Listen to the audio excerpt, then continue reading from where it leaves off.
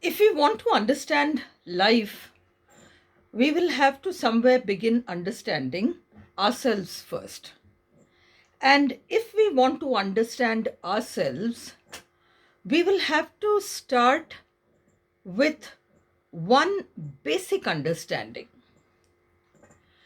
We are a combination of the visible and the invisible. We are not just this. I'll give you an example. A doctor can, you know, open up your brain. He can open up the brain, he can touch it, he can do things on it. That's the physical organ. That's the physical. But can any doctor in this world open your head and show you your mind? Can he do that? He cannot. Because that belongs to that part of you which is non physical. It's not visible, but it is very much a part of you. The brain and the mind are not one. The brain is an organ. The mind is a different kind of agency. Similarly, we have this physical body, but along with this physical body, there is a mental, emotional body. We need not go into those details of the mental body being separate, the emotional body being separate, and we need not go into all that. Everything begins in the mind before it becomes anything else. If you want to build a house, that house comes later. You don't just start digging and start putting things together and your house comes. There's a blueprint for it. There is a blueprint, and then you build the house. You have an idea. You begin working on that idea. It turns into a business. So everything begins with the mind. So it is not only this physical body that we have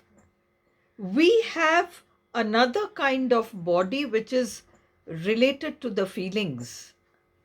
And for the time being, let us call it the emotional body, because that is a very, very powerful part of you. And before anything can touch your body, it has to touch the emotional body.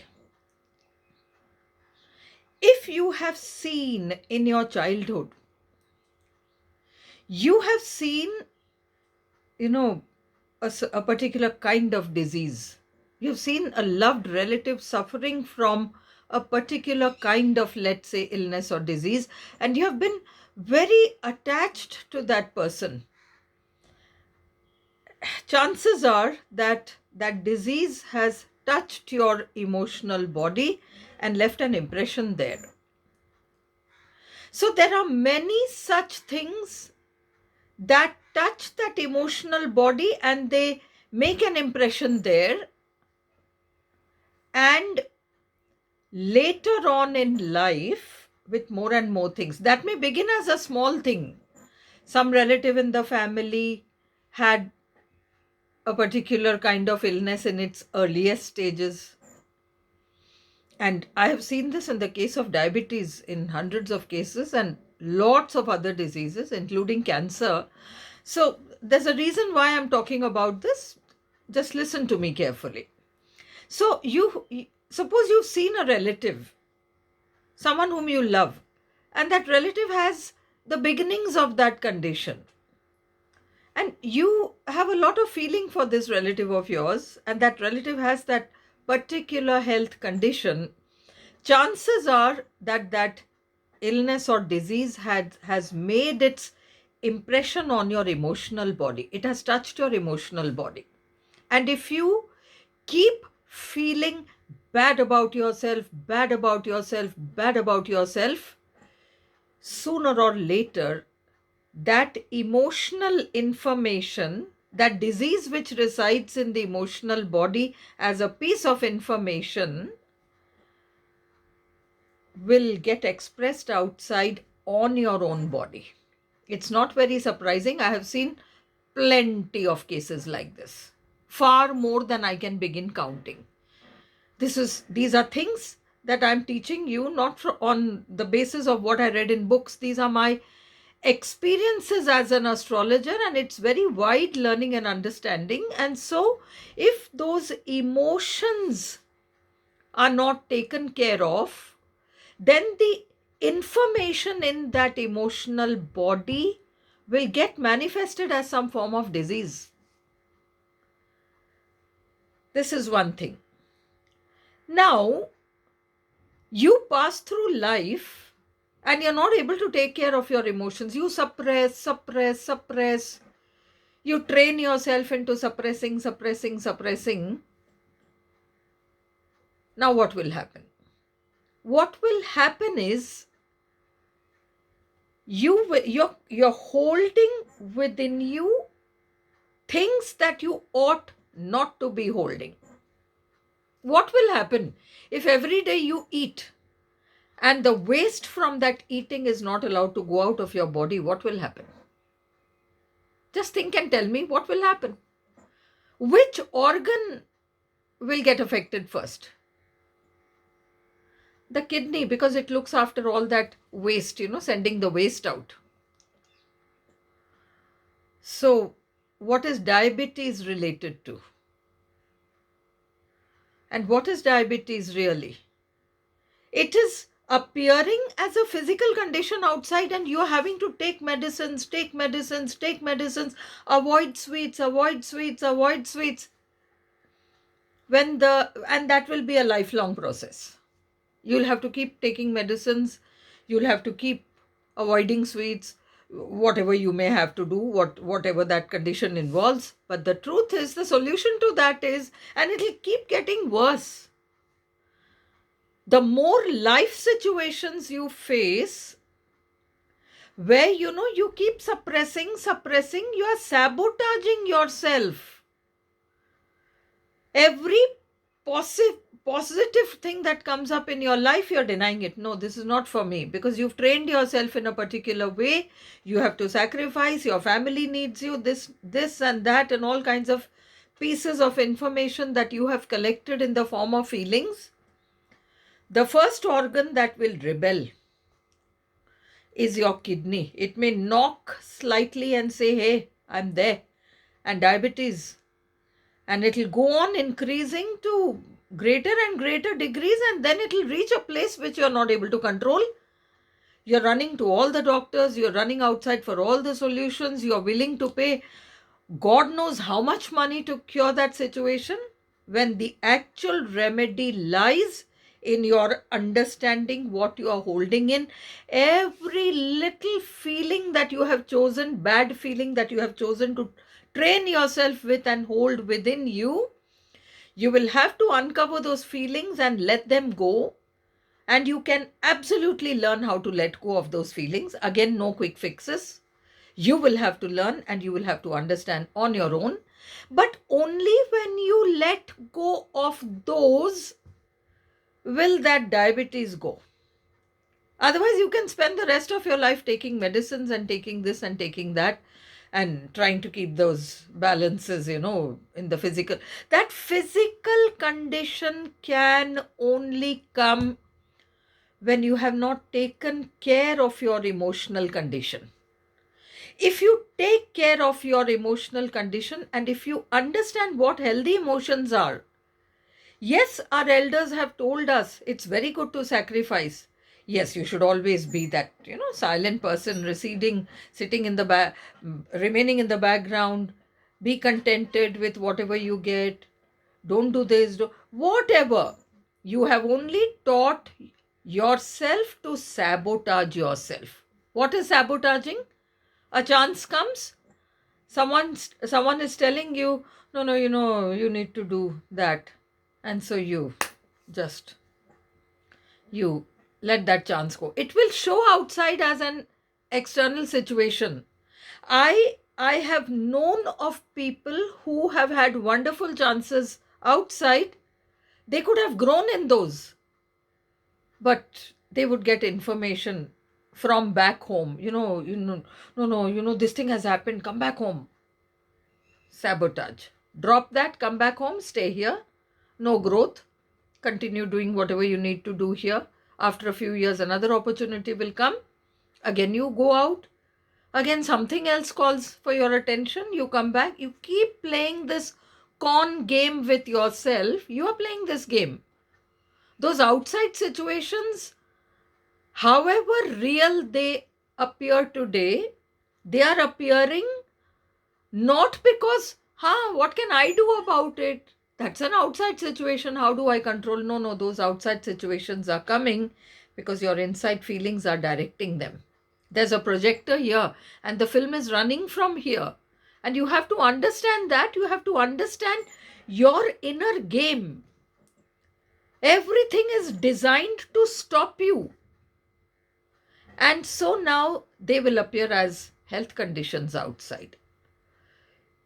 You start looking at those health conditions, you worry, you fret, you do all kinds of things, but you're not able to transcend those because those conditions have grown so big and they appear so frightening. And you don't know actually what those conditions are trying to do to you. They have a perfectly positive message for you, no matter what that condition. The question is, are you willing to take that positive message? Are you willing to work so hard that you're able to rise above that? That is the only question. So our feelings, right from childhood, whatever those feelings may be, they are stored in that emotional mind. Things have made an impression. It's like that wet mud on which, some imprint is made. And that imprint will show up as a life situation later on in life. There could be many things that have made an impression on that emotional mind, not necessarily disease. There could be financial conditions. If either of your parents have had financial conditions which were less than sound, those conditions are impressed on the mind. If success levels, they have had less than, what they wanted, that kind of success levels, that's an impression on the mind. All kinds of things have made an impression. They may or may not get manifested is another thing. It depends on what you have suppressed, what you have desired and what you have suppressed. So we go through life, after we grow up, we go through life suppressing our emotions. We train ourselves to suppress our emotions and we train ourselves to do that in very early childhood. We are not aware of it. And so today all you can see is the outside result. The business is not moving. I want to do this business. I'm very successful up to X point. After that, I don't know what happens. Something happens. And then either I have to lose that business or something else happens. And now I have to think of another business. Then I do that. That also goes up to a certain point. Then again, that gets stuck. Why do these situations happen? It is because of that childhood story. What story you have built in childhood, you'll have to think back as you listen to these videos and you'll have to understand. Right now, the learning for you is that you have to always look to your emotions. You can't, live life feeling something here, not even realizing what you're feeling here and feeling something from here because your family expects you to feel that way. Your friends expect you to feel that way. Your relatives expect you to feel that way. Your children expect you to feel that way. Your whole system expects you to feel that way. And you have trained yourself that this is the right way to feel because I should allow everyone around me to be comfortable. So it's okay if I sacrifice all my own feelings. If these are the feelings here, and then you are behaving outside on those trained feelings, your life will teach you lessons. If you look at a person like, let us say Mother Teresa, or you can look at Ratan Tata or some great people like this who are so full of kindness and so full of, sacrifice, it is because, they feel something here and they feel something here, and they are in, in alignment.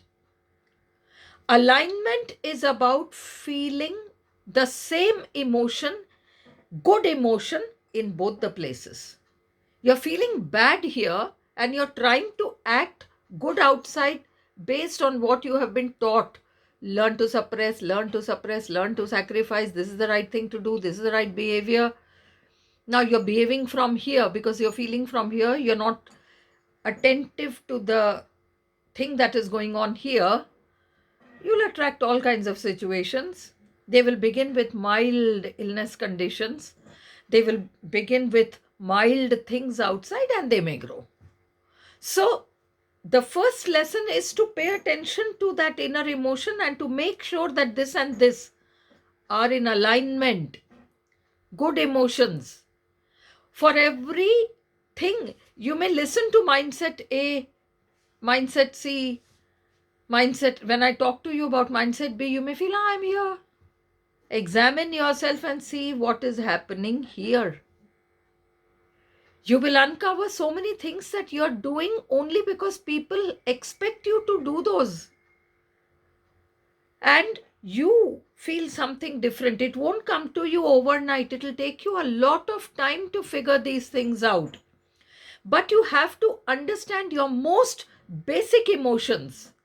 When you find your most basic emotions and you're able to find your most basic story, only after that you will be able to think about, what can I do to change this? It's not going to happen overnight.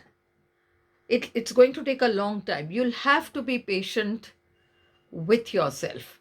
Now, in the next video, we'll see what mindset A is about.